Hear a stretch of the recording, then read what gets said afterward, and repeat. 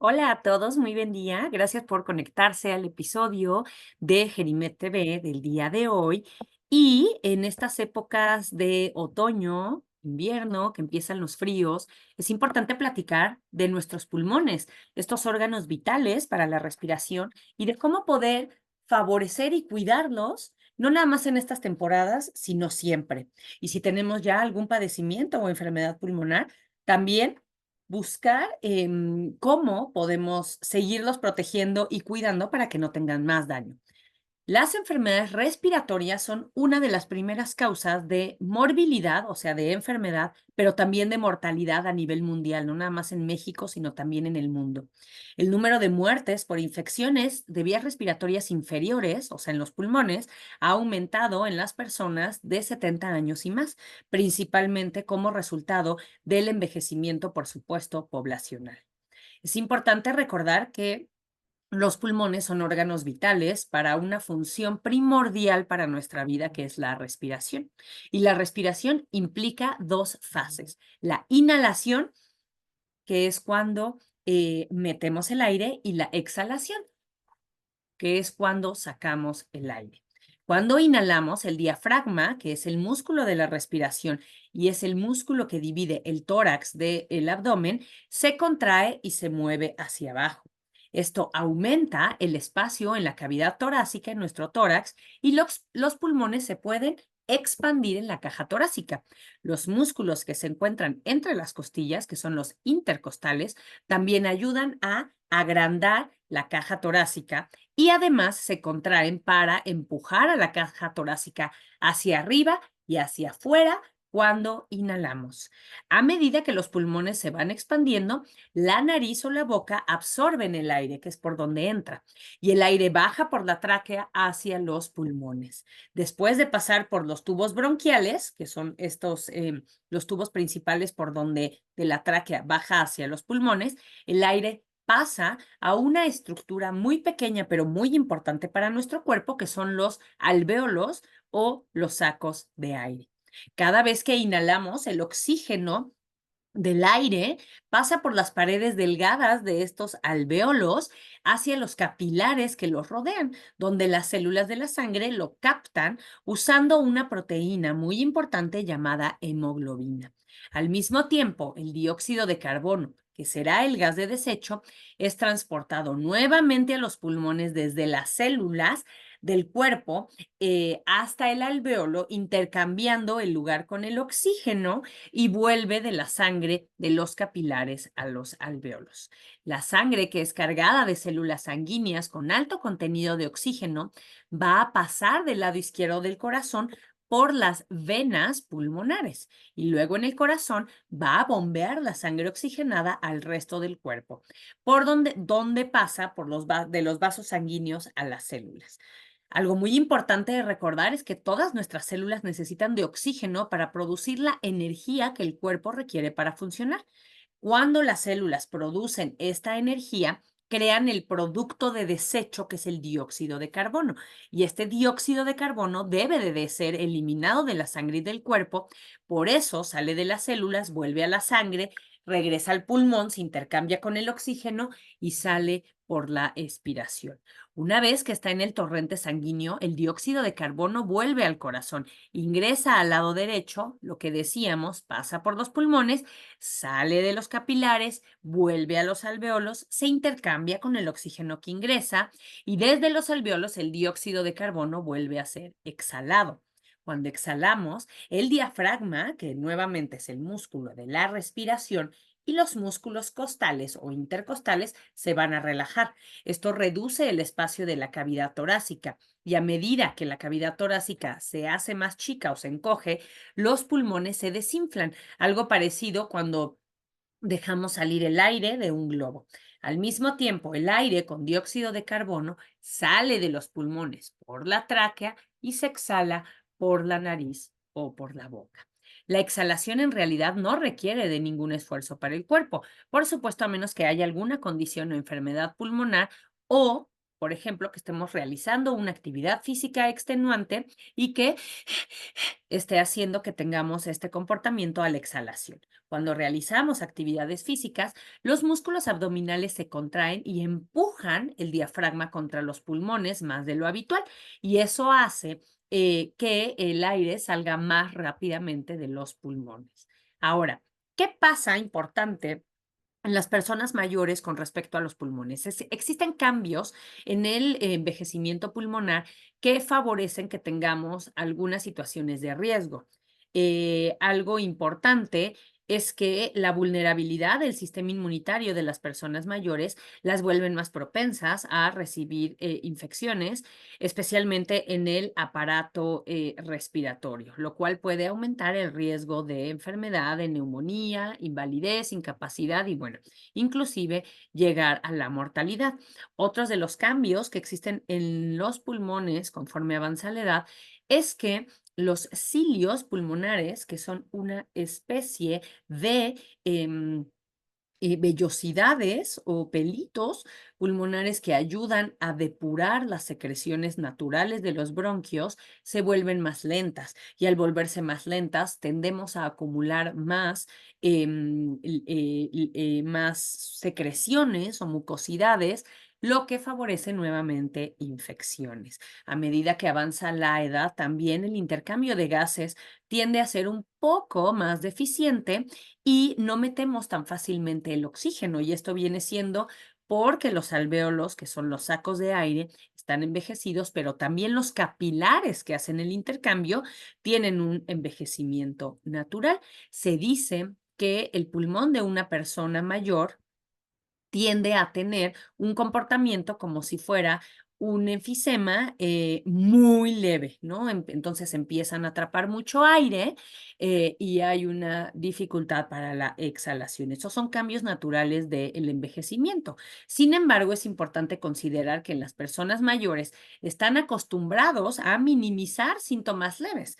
Y el primer signo de problemas en los pulmones suele ser disminución en la actividad física, o falta de interés en realizar sus rutinas cotidianas, o que empiece a haber fatiga, o a veces problemas neurológicos, desorientaciones, y entonces minimizamos los síntomas y los atribuimos al proceso natural de envejecimiento. Y esto suele hacer que las enfermedades o situaciones pulmonares las detectemos ya más avanzadas. Las enfermedades pulmonares más frecuentes en las personas mayores son, primero, infecciones, ya sea de vías respiratorias altas o bajas, que sería la neumonía, una bronquitis aguda o una bronquitis crónica, la enfermedad pulmonar obstructiva crónica, que es el EPOC, antes llamado enfisema, asma bronquial, también existe en las personas mayores, que lo más frecuente es que vengan acarreando de décadas anteriores el asma que tuvieron en la juventud, y bueno, llegan a una etapa de adultos mayores y todavía traen este problema, aunque el asma también se puede presentar de primera vez en las personas mayores, aunque no es muy frecuente, y algo que conocemos como bronquiectasias. Las bronquiectasias son la formación de dilataciones en los bronquios, que son estos los tubitos que llevan el aire a los pulmones, empiezan a tener como deformaciones saculares, y el tener estas deformaciones hace que tengamos como de alguna manera un poco de que se peguen las secreciones, las mucosidades, se tapen y vienen malas oxigenaciones. Entonces, estos son los padecimientos más frecuentes pulmonares de las personas mayores. Pero ¿cómo podemos cuidar nuestros pulmones? Si no tenemos enfermedad en el pulmón, primero es dejar de fumar o no empezar a fumar. El hábito tabáquico sabemos que es un hábito sumamente dañino para todo nuestro cuerpo, particularmente para nuestros pulmones. Algo importante y que hemos visto en los últimos años es que estamos cambiando el tabaco por otras maneras de consumir humo como tal, como por ejemplo los vapes o pipas y todas estas artefactos que utilizan para fumar. No es que sea menos malo o más malo, todo es malo. Meter combustión a nuestro cuerpo, meter quema de alguna materia o líquido o sustancia dentro de nuestros pulmones no es natural y no es bueno. Entonces, no fumes y si fumas, deja de hacerlo. Cambiar el tabaco por un vape o el vape por el tabaco o inclusive otras sustancias que se fuman son igual de malignas. Igual de malignas. Y ahora sabemos que el vape también puede generar a largo plazo neoplasias, o sea, cáncer pulmonar, y agregado a que estamos, a que fuman vapor, eh, también tienen más riesgo de infecciones por hongos, que es algo que no es frecuente en personas sanas, pero lo estamos viendo más precisamente por estos artefactos de fumar. Algo muy importante es que si tú no fumas, evites el humo de tabaco de segunda mano, ¿no? Evitando lugares donde se permitan fumar y no estar en lugares muy cerrados como a lo mejor el auto, la casa, una sala, un restaurante muy cerrado y que no haya ventilación porque sabemos que el humo de segunda mano puede ser igual de dañino a largo plazo que hacerlo de manera activa.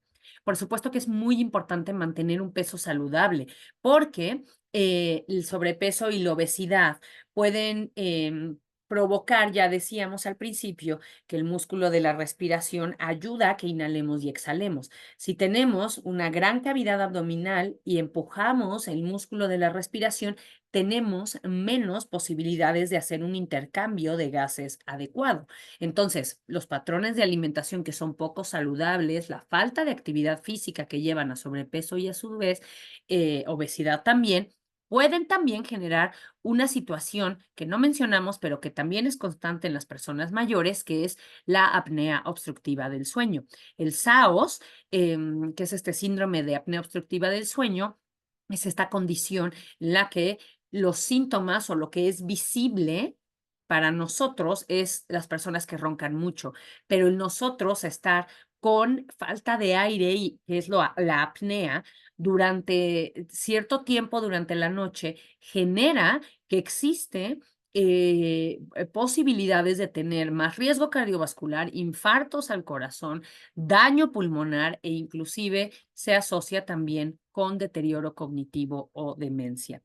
Se sabe que las personas con obesidad tienen más riesgo de sufrir este síndrome, entonces es importante mantener un peso adecuado para proteger de esta manera nuestros pulmones.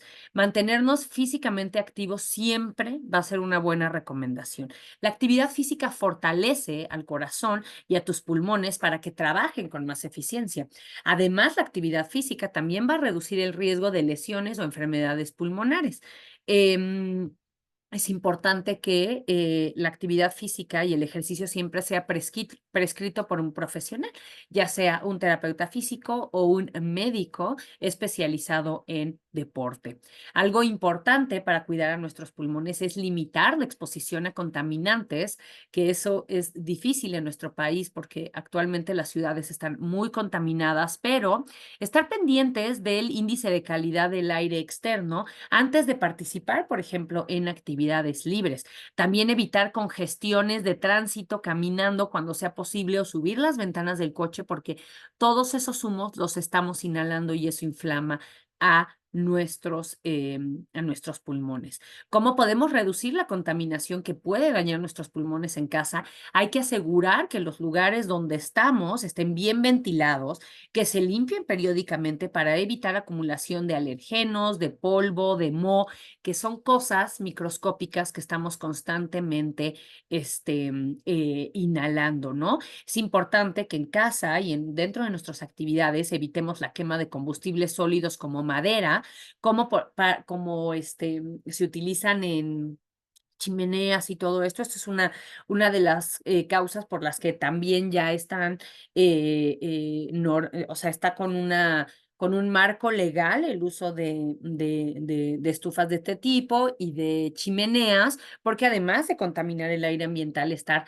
dentro de casa con esta quema de combustibles, carbón, leña o petróleo, produce daños a el pulmón. Por supuesto que una parte importante para prevenir infecciones pulmonares es la vacunación estacional o en los tiempos adecuados, ¿no? Entonces, Vacunarnos contra la gripe, que es contra la influenza todos los años, es importante, y en las personas mayores de 65 años, por lo menos una vez vacunarse de neumococo.